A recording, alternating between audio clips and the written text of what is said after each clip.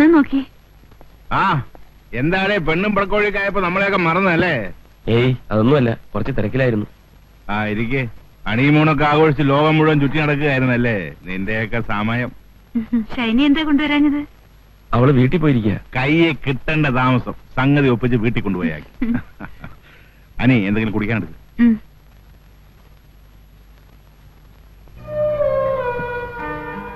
എന്നതാടേ മുഖം വല്ലാതിരിക്കുന്നത്? ഉറക്കവിളപ്പ് കൂടിയത് കൊണ്ടാണോ? ആ പിന്നെ എന്നതൊക്കെയാ വിശേഷങ്ങള്? ഞാൻ ചേട്ടായി ഒന്ന് കാണാമെന്ന്. എന്നതാ കോള്? വല്ല കേസ് വേണോ? അതേക്കുറിച്ചൊന്ന് ആലോചിക്കാനാ. ആരാ കക്ഷി? ഞാൻ തന്നെയാ. എന്നതാ പ്രശ്നം? ചേട്ടത്തി കേൾക്കണ്ട.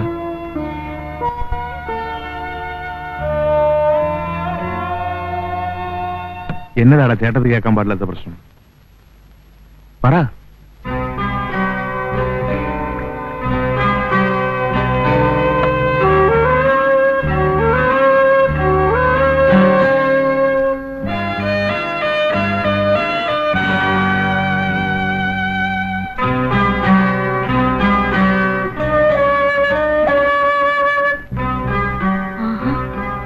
ഡോർ ലോക്ക് ചെയ്ത് രണ്ടാളും കൂടെ എന്നെ എടുക്കും. അവിടെ കാപ്പി കുടിക്കുന്നതിന് മുമ്പ് തുടങ്ങിയോ?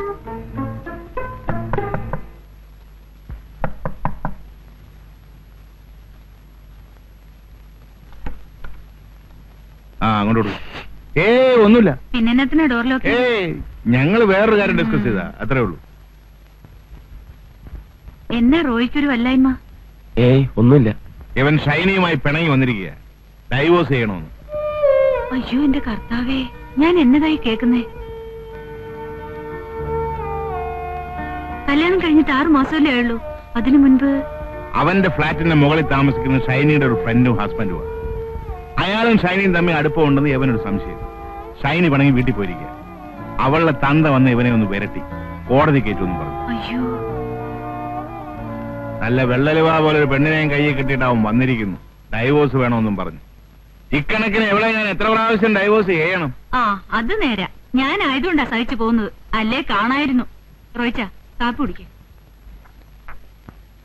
ഏതായാലും ഞാൻ ഷൈനിയെ ഒന്ന് കാണട്ടെ.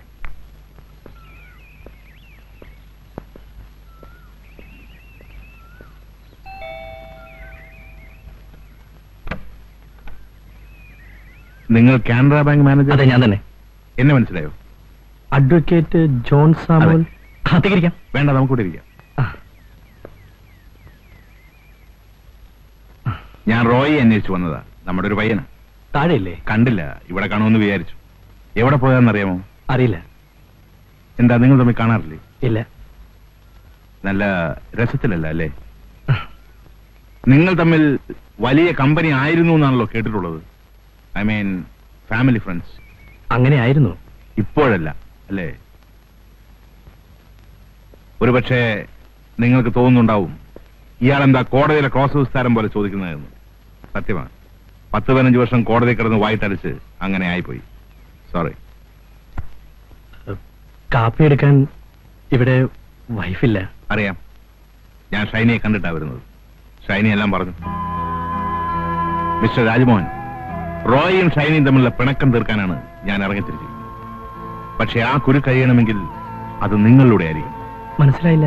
അവര് തമ്മിൽ പിണങ്ങാനുള്ള കാരണം നിങ്ങളാണ്. ഞാനോ? യെസ്, നിങ്ങളും ഷൈനിയും തമ്മിലുള്ള കണക്ഷൻ. ഇല്ല, ഞങ്ങളൊന്നും അങ്ങനൊന്നുമില്ല. ശരിയായിരിക്കാം. അതേപോലുള്ള ബന്ധം മാത്രമേ നിങ്ങളുടെ ഭാര്യയും റോയും തമ്മിലുള്ളൂ. പക്ഷെ നിങ്ങളത് തെറ്റിദ്ധരിച്ചു.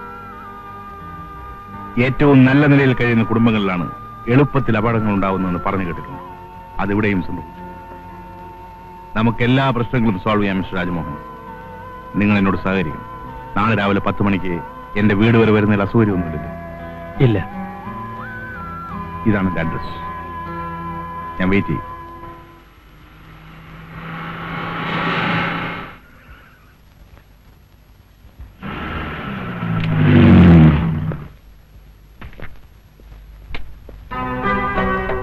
ഇയാളെന്നാ ഇവിടെ വന്നു? ഇയാൾക്കെന്താ ഇവിടെ കാര്യം?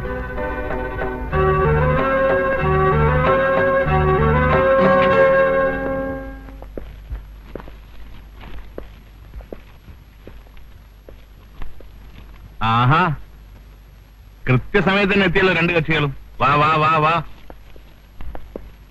ഇരിക്കെ ഇരിക്കെ, അങ്ങോട്ട് ഇരിക്കെ. ആനേ, കാപ്പി എടുക്ക്, നമ്മുടെ കക്ഷികൾ എത്തിയിട്ടുണ്ട്.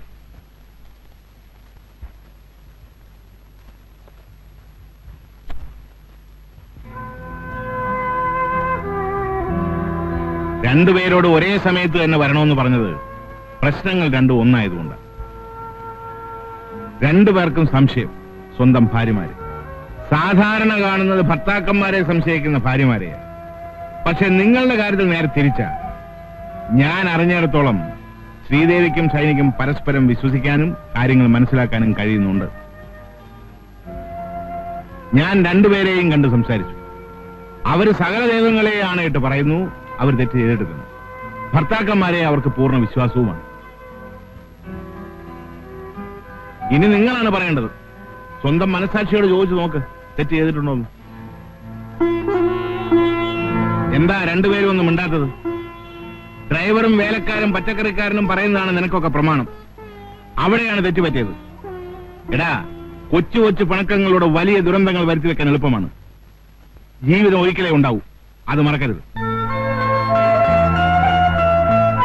കേറി വന്നിരിക്കുന്നു ഡൈവോഴ്സ് എന്ന് പറഞ്ഞു.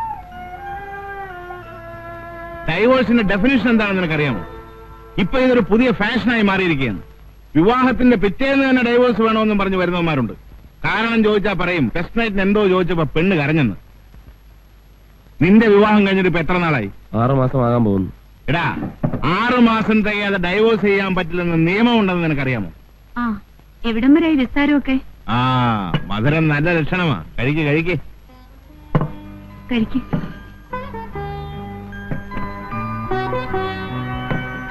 കഴിക്കേ. എനിക്കൊന്നേ പറയാനുള്ളൂ. പരസ്പര വിശ്വാസമാണ് ദാമ്പത്യ ജീവിതത്തിന്റെ അടിത്തറ, അല്ലേ ആനി? രണ്ടുപേരും നേരത്തെ വില്ലന്മാരായിരിക്കും. അതുകൊണ്ട് പെട്ടെന്ന് ഇങ്ങനെ തോന്നാൻ കാരണം. ഇനി സമയം കളയണ്ട. രണ്ടുപേരും പോയി പെമ്പിള്ളേരെ വിളിച്ചോണ്ട് വാ.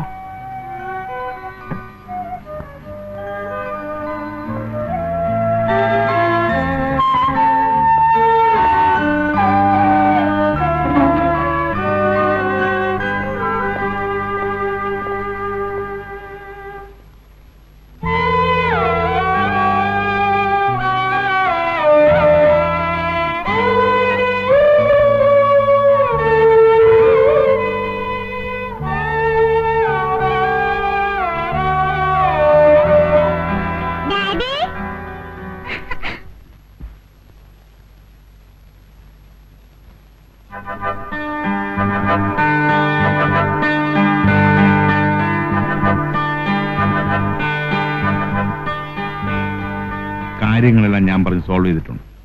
ഇനി പ്രശ്നങ്ങൾ ഉണ്ടാക്കി എന്നെ ബുദ്ധിമുട്ടിക്കരുത്. നിങ്ങൾ മാത്രം മോശക്കാരൊന്നുമല്ല. ഭർത്താക്കന്മാര് ജോലി കഴിഞ്ഞ് വരുമ്പോ പുഞ്ചിരിക്കുന്ന മുഖവുമായി അവരെ സ്വീകരിക്കാതെ വേറെ എവിടെയെങ്കിലും പോയിരുന്ന ആർക്കാ ഇഷ്ടപ്പെടുക? അതുകൊണ്ട് മേലിൽ ഇങ്ങനെയൊന്നും ഉണ്ടാകാൻ നോക്കണം. ഞാനൊരു കാര്യം പറഞ്ഞേക്കാം. നിങ്ങൾക്ക് രണ്ടാൾക്കും സൗന്ദര്യത്തിന് കുറവൊന്നുമില്ല, സമ്മതിച്ചു. ആരോഗ്യത്തിനും കുറവൊന്നുമില്ലല്ലോ.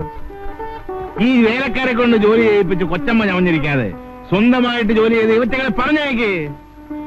ഇനി മാന്യന്മാർ രണ്ടുപേരും ഇങ്ങ് വന്നാട്ടെ. ഇനി ഇമ്മാതിരി പരാതികളുമായി വന്ന് എന്നെ വിഷമിപ്പിക്കരുത്. ഇനി അങ്ങ് എന്നാട്ടെ. ഭാര്യ ഭർത്താക്കന്മാർ ഒന്നിച്ച് നിൽക്കുന്നു ഒന്ന് കാണട്ടെ. Very good. ഇനി എല്ലാവരും സ്ഥലം വിട്. വീട്ടിൽ പോ. വിളിച്ചോണ്ട് വീട്ടിൽ പോ. അവിടെ നിങ്ങളുടെ വണ്ടിയാണ്. ഞാനും ആനയും അങ്ങോട്ട് വരുന്നുണ്ട്. ഉഗ്രനൊരു ശാപ്പാട് തന്നേക്കണം.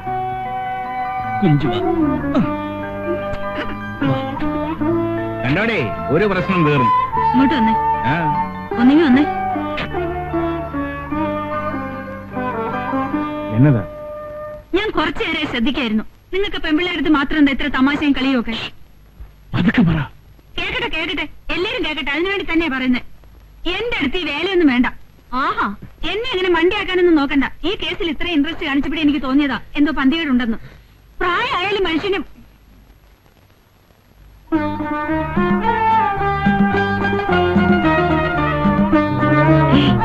പോവാം.